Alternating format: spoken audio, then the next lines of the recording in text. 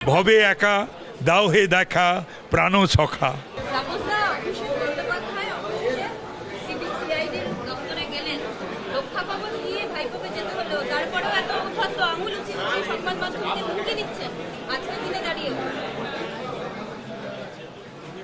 আসলে বয়সটা কম তো, ম্যাচুরিটি হয়নি।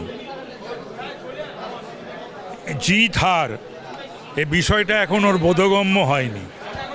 তার কারণ পরিশ্রম করে কষ্ট করে ছাত্র যুব আন্দোলন থেকে তো ওঠেনি, তাই জান না পিসির দয়াতে। তো সুতরাং ও যে এই সমস্ত করছে, এই হুমকি টুমকি দিচ্ছে, এই সমস্ত করছে, রাজনীতি করার হয়তো আর ভবিষ্যতে ইচ্ছা নেই। আমি একটা কথা বলি যে আমি এখন বাংলায় উদ্যোগ নিয়ে আমি খুব ভাবিত চিন্তিত। পশ্চিমবাংলার কি করে উন্নতি হবে, পশ্চিমবাংলায় কি করে শিল্প হবে, আমি এই সমস্ত বিনিয়োগকারী আর শিল্পপতি খুঁজে বেড়াচ্ছি। এখন এই সুদীপের মতন এই ছোটোখাটো বিষয়ে আমার প্রতিক্রিয়া দেওয়ার মতন এখন আমার সময় নেই। সুদীপকে নিয়ে এখন ভাবনা চিন্তা করার মতন আমার প্রয়োজনও নেই।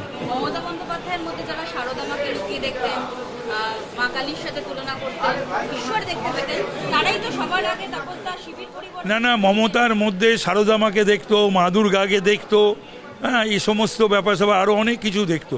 এগুলো হচ্ছে চাটুকারিতা, এগুলো চাটুকারিতা। মমতা এগুলো পছন্দ করে বা করতো, তো এগুলো যারা করতে পারতো তারা একটু ঘনিষ্ঠ হতো।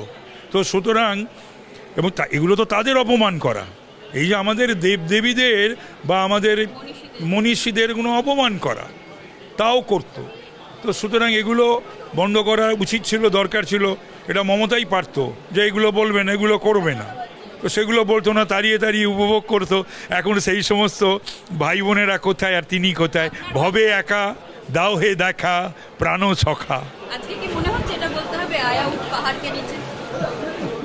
বলতে পারো, বলতে পারো। এবং এটাই কিন্তু ভবিতব্য ছিল, মমতার ভবিতব্য এটাই ছিল। ওর যে অহংকার হয়েছিল, যে দম্ভ হয়েছিল, এবং ও যে একটা স্যাডিস্ট তো বেসিক্যালি, এবং ও একটা ভাইকারিয়াস প্লেজার লোককে অপমান করে এনজয় করত। অপমানের করেনি এরম কেউ নেই।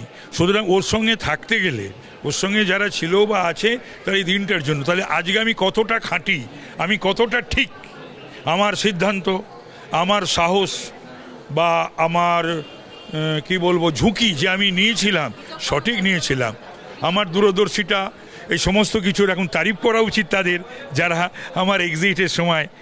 তবে এটা ঘটনা, মমতা ব্যানার্জিও কি আনসেরিমোনিয়াল এক্সিট হলো। মমতা ব্যানার্জিরও যে সকলেই হারে, সকলকেই যেতে হয়, জন্মালে মরে মৃত্যু হয়, এবং ক্ষমতায় এলে ক্ষমতাচ্যুত হতে হয়, কিন্তু এই রকম কখনো পশ্চিমবাংলায় কারুর হয়নি আর কারুর হবে না। এক সপ্তাহের মধ্যেই বোড়া বিস্তারা সবাই বেঁধে পালিয়ে গেল। ওটা আর একজন, ওটাও বোধহয় পালাবে, ওটা আর একজন। ও তো কতবার কতগুলো দল করেছে, ও আবার লোককে বলে ও কতগুলো দল করেছে, চরণ সিং মন্ত্রিসভা থেকে শুরু করে, ও আবার লোককে নীতি আদর্শের কথা বলে। ও ব্যারাকপুরে সিদ্ধার্থ শঙ্কর রায়ের আমলে পুলিশকে দিয়ে তার আগের দিন রাত্রে ভোরবেলার মধ্যে নির্বাচন সেরে সেই ব্যারাকপুরের এমপি হয়েছিল না, ও তো সেই সৌগত রায়।